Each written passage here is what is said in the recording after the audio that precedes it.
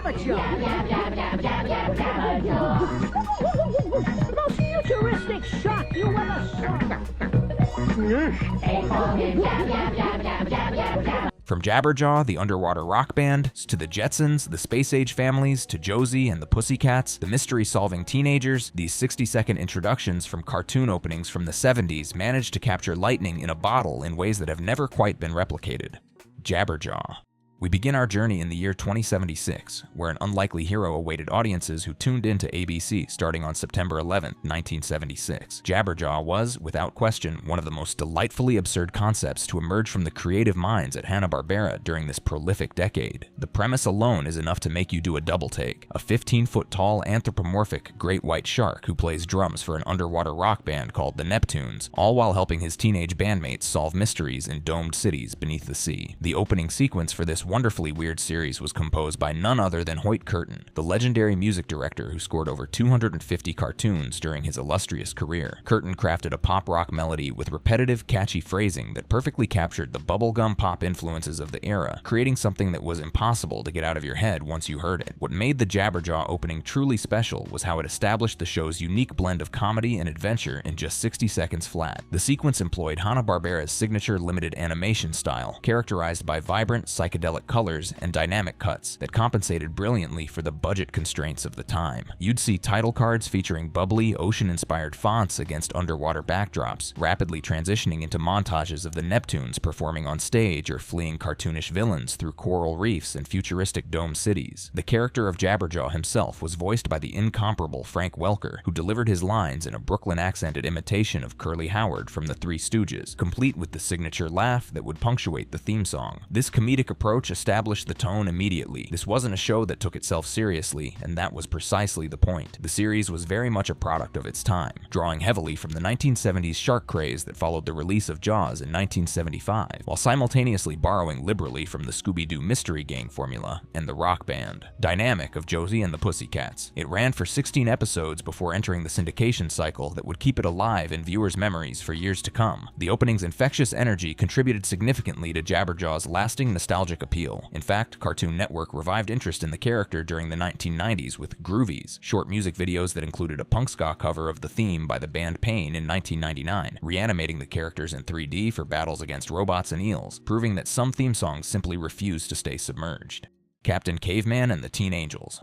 From the depths of the ocean, we travel back in time, way back, to meet a hero who was literally frozen in prehistory until three groovy teenage detectives decided to thaw him out and bring him into the modern world. Captain Caveman and the Teen Angels debuted on ABC on September 10, 1977 as part of Scooby's All-Star Laugh Olympics, eventually evolving into its own standalone segments by 1980. Created by Joe Ruby and Ken Spears, the same brilliant minds behind several Hanna-Barbera hits, this series represented a clever parody of Charlie's Angels, replacing the mysterious Charlie with a club-wielding caveman who meant well but often created as many problems as he solved. What set the Captain Caveman opening apart from its contemporaries was the brilliant decision to use Gary Owens' dramatic narration to establish the character's origin story right from the very first frame. Owens, whose voice was already iconic from his work on Laugh-In, delivered the backstory with a theatrical gravitas that somehow made the absurd premise feel epic. The sequence would show Cavy bursting from his ice block prison, club in hand, while the Teen Angels, Brenda, Dee Dee, and Taffy, sprang into action in their van to solve crimes. The visuals deliberately parodied the glossy, fashionable aesthetic of Charlie's Angels, with the teen detectives looking stylish and capable, while Cavey provided the muscle and the comedy with his prehistoric approach to modern problems. The theme itself was composed by Hoyt Curtin, maintaining the groovy instrumental undertones that characterized so much of Hanna-Barbera's musical output during this period. But it was that spoken word introduction that really made the opening memorable, setting up the premise so efficiently that even first-time viewers understood exactly what they were in for. Speed Buggy.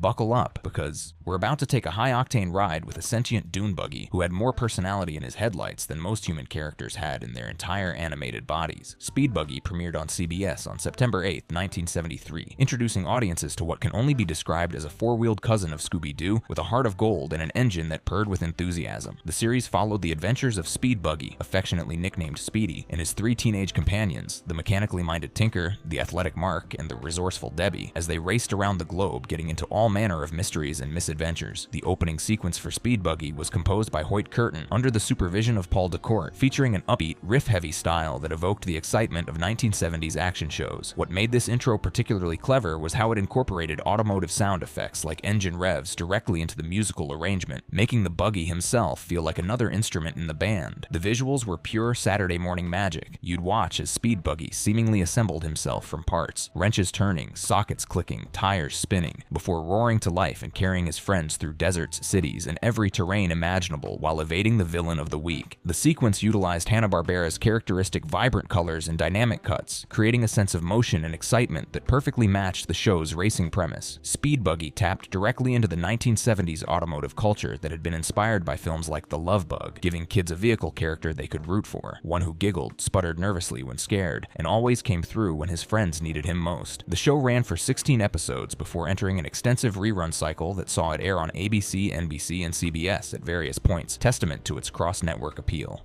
Star Trek, the animated series. Moving on, Star Trek. The animated series aired on NBC from 1973 to 1974, produced by Filmation with Gene Roddenberry maintaining creative control. For devoted Trekkies who had mourned the cancellation of the original live-action series, this animated continuation was nothing short of a gift from the cosmos, a chance to see Kirk, Spock, and the crew of the Enterprise embark on new adventures, even if those adventures were now rendered in animation. But here's where things get interesting and where a behind-the-scenes drama shaped what viewers heard every time they tuned in. The opening theme was composed by Ray Ellis, credited under the pseudonyms Yvette Blay and Jeff Michael. This new instrumental piece replaced Alexander Courage's iconic original theme, and the reason for this substitution was far from artistic. It was a deliberate move to avoid royalty disputes that had soured relationships behind the scenes. The feud between Roddenberry and Courage over residuals had become so contentious that creating an entirely new theme was deemed the simpler solution. The resulting opening sequence featured the Enterprise exploring space through rotoscoped animation, flying horizontally across the cosmos past distant planets, while orchestral swells evoked the wonder of exploration. The visuals incorporated cast poses adapted from original series footage, creating a bridge between the live-action show fans loved and this new animated incarnation. Despite operating on a budget of just $75,000 per episode, a fraction of what live-action would have cost, the series achieved something remarkable. It won the 1975 Emmy Award for Outstanding Children's Series, becoming the first Star Trek production to receive an Emmy. The opening sequence, with its sweeping visuals and stirring, if controversial, theme, helped establish that this animated continuation was worthy of the Star Trek name.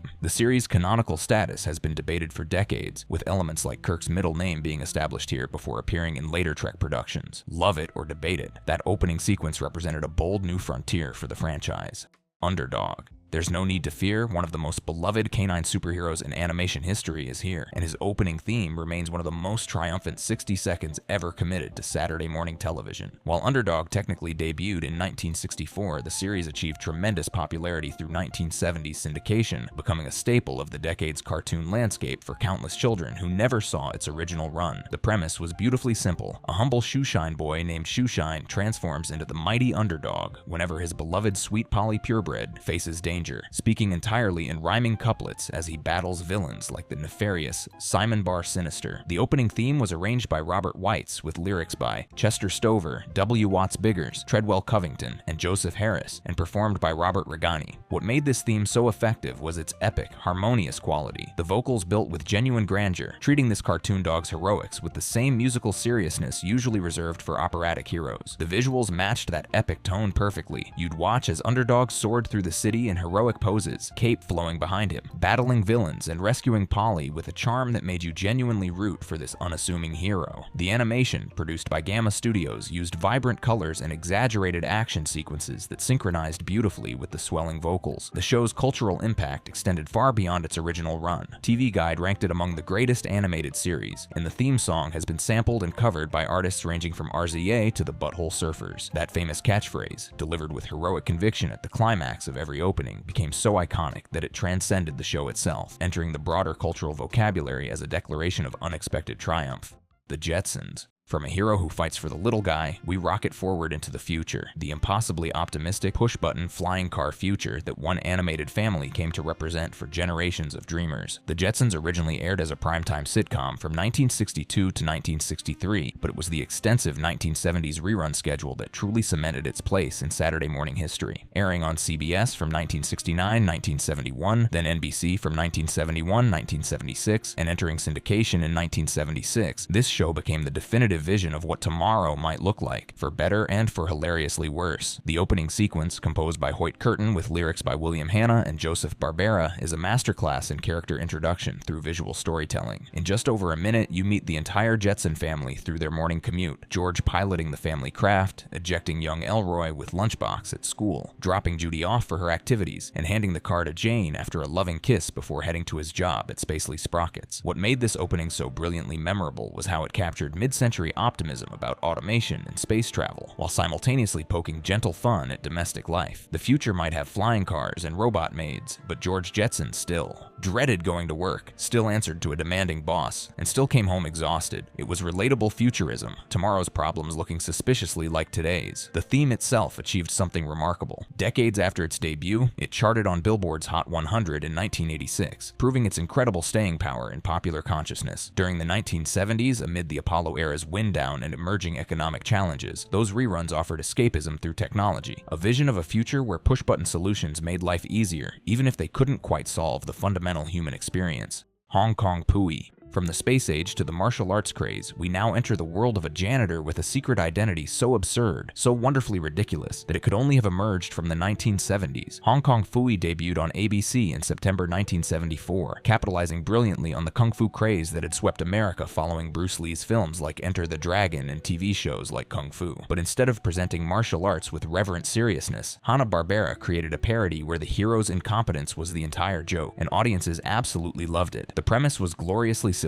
Penrod Pooch, a mild-mannered police station janitor, would transform into the masked martial artist Hong Kong Phooey whenever crime threatened the city. The catch? He was absolutely terrible at his job, constantly relying on his cat spot to inadvertently save the day, while Phooey consulted his Hong Kong Book of Kung Fu for moves he could never quite execute properly. The opening theme was composed by Hoyt Curtin, William Hanna, and Joseph Barbera, and performed by the incomparable Scatman Crothers in an upbeat scat-style delivery that perfectly captured the show's comedic energy. The visuals showed Penry's transformation sequence, diving into a filing cabinet to emerge as the Caped Crusader, followed by action sequences that emphasized both his heroic aspirations and his clumsy reality. Crothers' casting represented a significant moment for representation, though producers initially withheld his identity due to network concerns about having a black lead in a Saturday morning cartoon. His performance ultimately won approval, and his distinctive voice became inseparable from the character's charm. Schoolhouse Rock. From martial arts mishaps to mathematical magic, we now encounter something truly revolutionary, a series that dared to suggest that learning could be just as entertaining as any adventure cartoon. Schoolhouse Rock debuted in 1973 and represented a radical experiment in children's programming. These 3-minute animated shorts inserted between Saturday morning cartoons on ABC proved that education didn't have to be boring, that with the right music and the right visuals, you could teach grammar, mathematics, history, and science in ways that kids would actually remember. The series originated when advertising executive David McCall observed his son struggling with schoolwork but memorizing rock lyrics effortlessly. The solution seemed obvious: put educational content to catchy music. McCall brought in jazz musician Bob Doro, and together they created something that would influence educational entertainment for decades. Among the most beloved segments was 3 is a Magic Number, written, composed, and performed by Bob Doro himself. The song taught multiplication by 3 through whimsical examples: a 3-legged tripod, a tricycle, a triangle, while animation by Tom Yohei and Focus Design brought these concepts to life with vibrant, psychedelic visuals that were impossible to ignore. What made Schoolhouse Rock openings different from traditional cartoon intros was their complete integration of form and function. There was no separate theme song followed by episode content. The song was the content, and the animation served the educational purpose directly. Jazz-influenced musical styles made the lessons feel cool rather than preachy, while simple animations illustrated concepts in ways that made them stick. Fat Albert and the Cosby Kids. From educational shorts to educational series, we now meet the Junkyard Gang, a group of friends whose adventures taught lessons about life, friendship, and growing up in in ways that resonated with millions. Fat Albert and the Cosby Kids debuted on CBS in 1972, based on Bill Cosby's stand-up routines about his Philadelphia childhood. The series would run for an impressive 8 seasons with 110 episodes, becoming one of the most influential animated shows of the decade. The opening sequence was uniquely structured, beginning with live-action footage of Bill Cosby on a Philadelphia street, delivering what became one of television's most memorable warnings. This is Bill Cosby coming at you with music and fun, and if you're not careful, you may learn something before it's done. From there, the sequence is transitioned to animation, introducing the Junkyard Gang in their North Philly environment, playing music on makeshift instruments crafted from trash cans, bottles, and whatever they could find. The theme song, Gonna Have a Good Time, was composed by Ricky Sheldon and Edward Fournier, performed by Michael Gray with background singers, featuring soul-funk rhythms that evoked the urban music trends of the 1970s. What made this opening remarkable was its authentic representation of urban African-American life during an era when such representation was rare in Saturday morning cartoons. The animation showcased characters like Mushmouth, Dumb Donald, Weird Harold, and Rudy, with distinct personalities and struggles that felt genuine rather than stereotypical. The theme's musical legacy extended beyond the show itself. The chorus was later sampled in Fatboy Slim's 1998 hit Praise You, introducing it to entirely new generations. Episodes dealt with real issues facing young people, from racism to drug use to friendship, always concluding with a musical summary of the lesson learned. Josie and the Pussycats. From the junkyard to the world stage, we now join a girl band whose adventures took them across the globe, solving mysteries and performing hits while looking absolutely fabulous in their leopard print costumes. Josie and the Pussycats aired on CBS from 1970 to 1972, based on Archie Comics characters created by Dan DeCarlo. The series combined the mystery-solving formula that Scooby-Doo had just made wildly popular with the appeal of a rock band, sending Josie, Valerie, and Melody on globetrotting adventures that always somehow involved criminal plots and chase sequences set to original songs. The opening theme was composed by Hoyt Curtin, with contributions from William Hanna and Joseph Barbera, performed by Patrice Holloway, Cheryl Ladd, before her Charlie's Angels fame, and Kathleen Dougherty. The bubbly, groovy tune established the show's unique energy immediately, with cat-themed lyrics and references to the band's international adventures. What made the Josie opening groundbreaking was its introduction of Valerie as the first regular black female character in Saturday morning animation. The character was portrayed not as a stereotype, but as an intelligent, capable member of the group, a keyboard player and problem solver whose contributions were essential to the team's success. The visuals showcased the band in their iconic leopard outfits with tails and ears, performing on stages around the world, while montages showed their adventures in locations from Persia to France to Bangkok. The sequence captured the excitement of 1970s pop culture, with fashionable characters and energetic action sequences that made every episode feel like a worldwide event. A 1972 spin-off, Josie and the Pussycats in Outer Space, took the formula to the cosmos, but it was that original Earthbound opening that established the template. Super Friends. From rock stars to superheroes, we now assemble at the Hall of Justice, where the world's greatest heroes stood ready to answer any call for help, and where one theme song would play virtually unchanged for an astonishing 13 consecutive years. Super Friends premiered on ABC in 1973, produced by Hanna-Barbera in collaboration with DC Comics. The series adapted the Justice League for Saturday morning audiences, toning down the violence while emphasizing teamwork, environmental awareness, and ethical decision-making. What emerged was one of the most influential superhero cartoons in television history. The opening theme, composed by Hoyt Curtin, established an immediately heroic tone that would define the show across 9 seasons. But what made this opening truly unique was its reliance on narration rather than sung lyrics. The iconic words painted a picture. In the Great Hall of the Justice League, there are assembled the world's 4 greatest heroes. The visuals showed the team assembling at their headquarters. Superman flying, Wonder Woman wielding her lasso, Batman and Robin swinging into action, Aquaman commanding the seas. The original 1973 lineup included teen sidekicks Wendy and Marvin with their dog Underdog, who would later be replaced by the Wonder Twins in 1977, reflecting the show's evolution while keeping that core theme intact. The series' 13-year run from 1973 to 1986, with relatively minor variations to its opening, represents one of the longest unchanged intros in animation history. Through format changes, cast additions, and evolving animation styles, that theme remained the constant, a musical touchstone that told audiences exactly what they were about to experience. The Pink Panther Show. From assembled heroes to a solitary, silent troublemaker, we now encounter an opening that achieved the remarkable feat of becoming iconic without a single word being sung. The Pink Panther Show aired from 1969 to 1980, produced by DePatie Frayling Enterprises, the same studio founded by Friz Frayling after his legendary run at Warner Brothers. The series compiled theatrical Pink Panther shorts with new television segments, united by one of the most recognizable instrumental themes in entertainment history. That theme, of course, was composed by the incomparable Henry Mancini, originally created for the 1963 film. The jazzy saxophone melody, performed by Plas Johnson on tenor tenor sax, featured chromatic quirks derived from the Hungarian minor scale that gave it an unmistakably sly, mischievous quality. It was sophisticated enough for adults yet playful enough for children, a perfect match for the character's silent comedy antics. The opening visuals typically showed the Pink Panther in various humorous misadventures, from outwitting foes to causing unintentional chaos, all synchronized perfectly to the music's quirky rhythms. The character's elegant pink form moved with balletic grace through scenarios that inevitably went wrong in the most amusing ways possible. In 1978-1979, during the all-new Pink Panther show on ABC, a disco-flavored rendition emerged that added dancier bass lines and included closing sequences of the Panther disco dancing, a perfect encapsulation of late 1970s cultural trends finding their way into Saturday morning programming. Mancini's original theme won 3 Grammy Awards, and variations arranged by composers like Doug Goodwin, William Lava, and Walter Green kept the sound fresh while honoring its core identity throughout the show's run. The fact that an instrumental theme achieved such lasting recognition that people worldwide can hum those opening notes without ever having heard lyrics speaks to its extraordinary musical craftsmanship. Looney Tunes, The Bugs Bunny Show. From one iconic nonverbal character to a whole roster of them, we now raise the curtain on a vaudeville-style spectacular that brought golden age animation to new generations of Saturday morning viewers. The Bugs Bunny Show, which served as the primary vehicle for Looney Tunes and Merry Melodies shorts throughout the 1970s, used the opening theme This Is It to establish a theatrical, showbiz atmosphere that was utterly unique among Saturday morning cartoons. The theme was composed by Mac David and Jerry Livingston, Mac being the brother of legendary lyricist Hal David, and performed by Mel Blanc, voicing both Bugs Bunny and Daffy Duck in harmonious duet. The vaudeville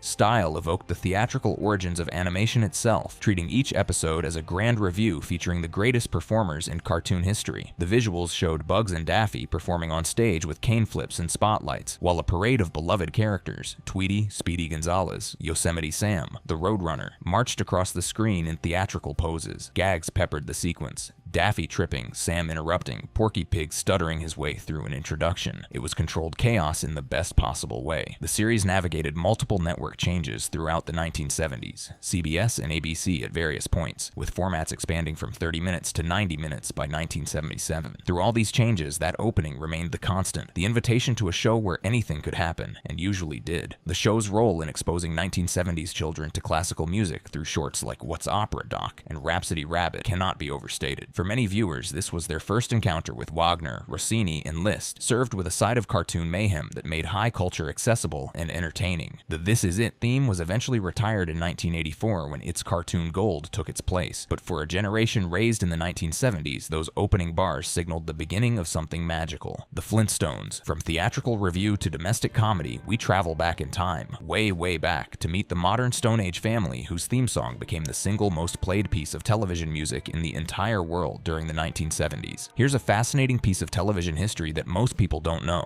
The famous Meet the Flintstones theme that everyone associates with the show did not exist during the original 1960-1966 primetime run. The classic jazzy big band opening we all know was created specifically in 1967 for syndication and became the standard version throughout the entire 1970s. Composed by Hoyt Curtin with lyrics by William Hanna and Joseph Barbera, and performed by the Skipjacks with a 22-piece big band orchestra, this theme transformed from a syndication necessity into arguably the most iconic cartoon opening ever created. From 1967 through 1980, 13 consecutive years, this exact recording played before every Flintstones episode, never changing, never being replaced. The visuals were a masterclass in character introduction and comedic timing. You'd watch Fred, Flintstone, drive home from work, yelling his famous catchphrase as he crashed through their garage, Wilma and Pebbles shopping, Betty and Bomb Bomb at the drive-in, Dino jumping on Fred, and that legendary nightclub sequence, Fred at the piano, everyone dancing, ending with Fred sliding across the floor and the cat delivering the immortal It's a Living. The opening's cultural dominance in the 1970s was staggering. In 1973, Post Cereals ran a promotion where kids could send in box tops for a 45 RPM record of the theme. Over 3 million copies were mailed. It was one of only 2 cartoon themes, along with Scooby-Doo, that regularly charted on Billboard's Easy Listening chart when covered by big bands. The genius of the Flintstones opening lay in its paradox. Here was a show set millions of years in the past that somehow perfectly perfectly captured the suburban anxieties and domestic comedy of mid-20th century America. Fred Flintstone went to work at a quarry, but he dreaded it like any office worker. He came home to a loving wife, had a best friend next door, and dealt with everyday problems that felt utterly familiar despite the prehistoric trappings. Scooby-Doo, where are you? And finally, we arrive at the mystery-solving gang whose opening theme became so deeply embedded in popular culture that it achieved something virtually no other cartoon theme has ever managed: entry into the Oxford English Dictionary. The opening that everyone recognizes, the one that people born between 1965 and 1990 can sing word for word without hesitation, is actually the season 2-3 opening from 1970, not the original 1969 version. This is the definitive 1970s Scooby-Doo intro, and it ran essentially unchanged for 8 consecutive years from 1970 to 1978. The theme was composed and written by Danny Jansen and Austin Roberts, with Roberts performing lead vocals alongside uncredited background singers, arranged by Hoyt Curtin and Ted Nichols. At 1 minute and 4 seconds, it was the longest standard Hanna-Barbera opening of the era, and it needed every second to establish one of the most beloved formulas in animation history. The visual breakdown tells the story perfectly. Thunder and lightning reveal the dripping green title. The mystery machine speeds through fog. Rapid-fire montage: Shaggy carrying Scooby in terror, Velma losing her glasses, Daphne in peril, Fred pulling off masks, the gang running through a haunted house, doors slamming, ghosts popping out, Scooby jumping into Shaggy's arms, crashing through walls, and that final pose, all 5 standing before the van, Scooby winking at the camera. When the Scooby-Doo show moved to ABC in 1976-1978, they kept this opening completely unchanged, making it the single longest-running unchanged cartoon intro of the decade. The phrase Scooby-Dooby-Doo became so ubiquitous that by 1979 it had officially entered the Oxford English Dictionary as an expression of excitement or nonsense. The opening has become the most parodied cartoon intro in history, referenced by everyone from Weird Al to SNL to Family Guy. Its influence on mystery-solving formats and animation cannot be overstated. Virtually every teen detective cartoon that followed borrowed something from this template, but what made it truly special was how it perfectly captured the show's unique tone: spooky enough to thrill, silly enough to reassure, and catchy enough to ensure that 50 years later, all you have to do is hear those opening notes and you're right back on the shag carpet, ready for another mystery. Click on one of the cards on your screen to see more videos like this.